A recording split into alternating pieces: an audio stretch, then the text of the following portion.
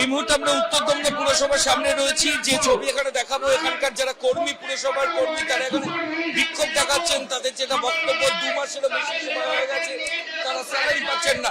কতদিনের মাইনে বাকি? মাইনে দেখুন, সবচেয়ে বড় কথা হচ্ছে গিয়ে বিগত 5 বছর ধরে পৌরসভার কর্মচারীদের 1 টাকাও মাইনে বাড়েনি, যেটা আমাদেরকে প্রচুর সাফার করতে হচ্ছে। কারণ একজন সরকারি কর্মচারী যে বেতনে যে গ্যাসটা কিনছে, আমাদেরকেও সেই বেতনে ওই গ্যাস কিনতে হচ্ছে।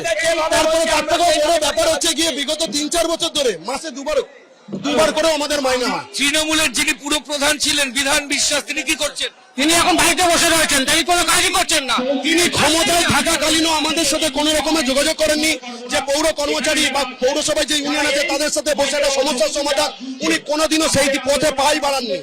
কত লোক এরকম এফেক্টেড হয়েছে?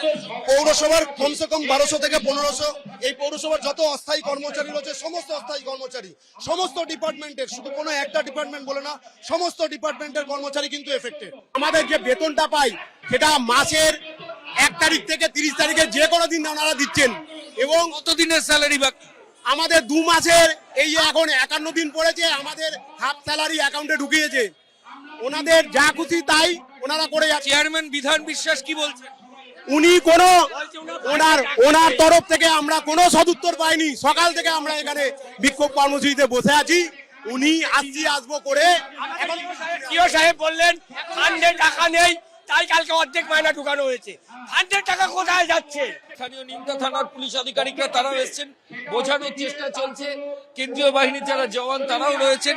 সব মিলিয়ে উত্তর দমদম পরিস্থিতির সামনে এই মুহূর্তে একটা উত্তেজনার ছবি, যেটা বলা হচ্ছে যে আগামী মঙ্গলবার দিন এখানে বিধান বিশ্বাস, যিনি পুরসভার পুরো প্রধান, তিনি এমএলএ কে সঙ্গে নিয়ে, থানার আইসি কে সঙ্গে নিয়ে সংশ্লিষ্ট বিষয় নিয়ে মিটিং করবেন।